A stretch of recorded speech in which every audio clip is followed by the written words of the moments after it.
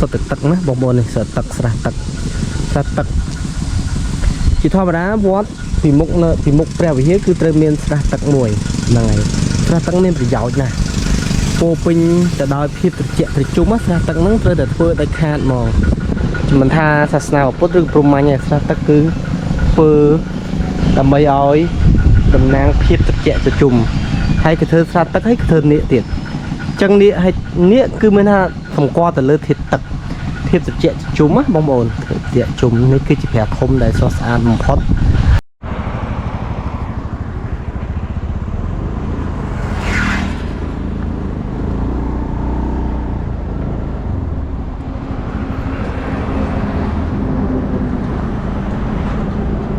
quạt sải ăn đai thân ư không sọc tràng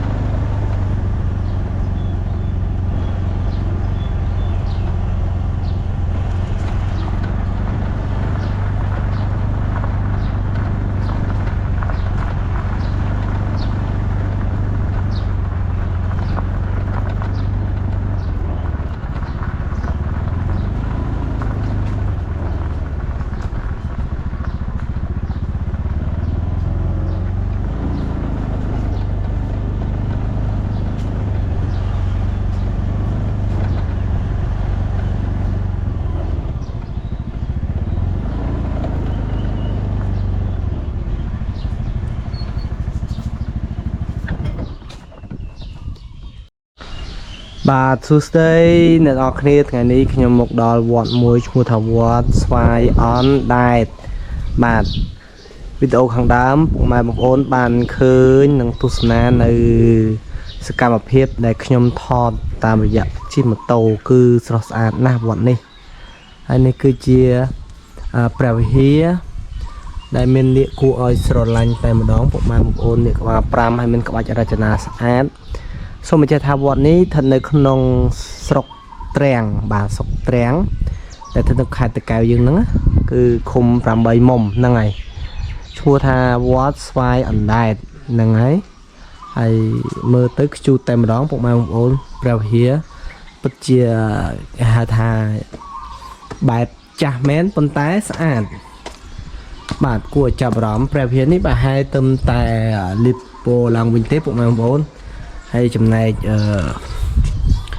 ទ្វារចូលព្រះវិហារគឺធ្វើអំពីឈើបាទឆ្លាក់យ៉ាងស្រស់ស្អាតតែម្ដងបាទយើងមើលទស្សនវិជ្ជាទៅខាងក្រៅវិញបងប្អូនបាទគឺយើងគឺស្រស់ស្អាតអំបើមិញបងប្អូនបានមើលទស្សនវិជ្ជាដែលខ្ញុំថតជិះម៉ូតូហើយគឺស្អាតតែម្ដងវត្តនេះគឺស្អាតមានបន្ទប់ទឹកបាទយ៉ាងមានអនាម័យមានសាលាឆាន់ប៉ុន្តែគាត់ថាសាលាឆាន់2ជាន់អញ្ចឹងណាព្រោះមួយលើមួយហើយមានកុដលោក2ប្រហែលជាមិនសូវមានប្រសង់ហ្មងមើលទៅហ្នឹងហើយវត្តនៅស្រុកទ្រាំងនេះគឺច្រើនបងប្អូនពីវត្តមួយទៅវត្តមួយប្រហែលជា1គីឡូដីដល់វត្តមួយទៀតណាបាទខ្ញុំមកថតនៅវត្តស្រុកនៅស្រុកទ្រាំងនេះគឺមានវត្តច្រើនណាស់សប្បាយនឹងការថតមែនតើប៉ុន្តែរយៈកាលនេះគឺថតទៅវាអត់សូវឃើញមានវត្តដែលកសាងអ្វីដែលថ្មីប្លែកទៅមកដល់វត្តស្វាយអណ្ដែតនេះគឺស្អាតអញ្ចឹងមកខ្ញុំធ្វើសេចក្តីអធិ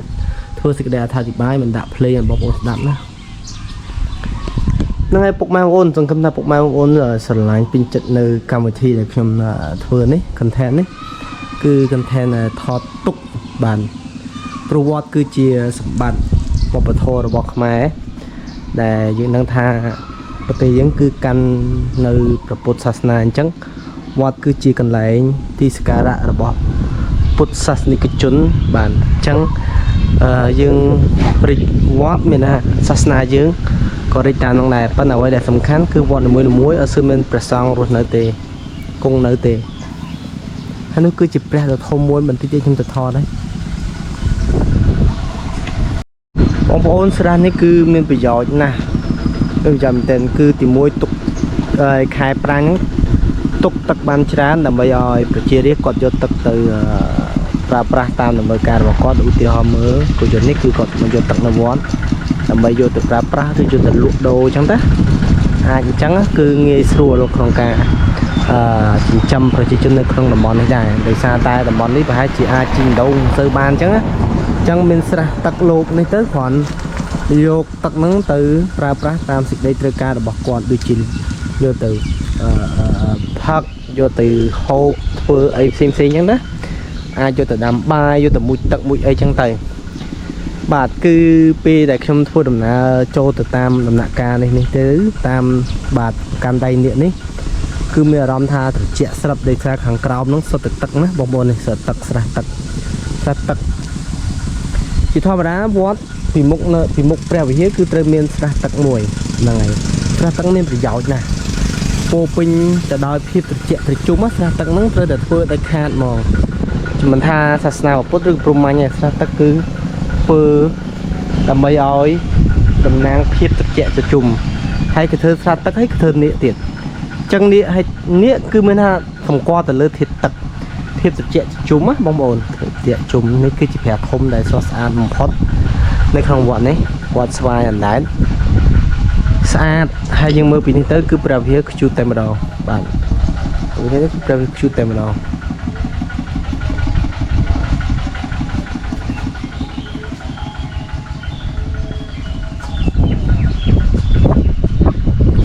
បាទនោះនេះតែអីគេមើលឃើញទេ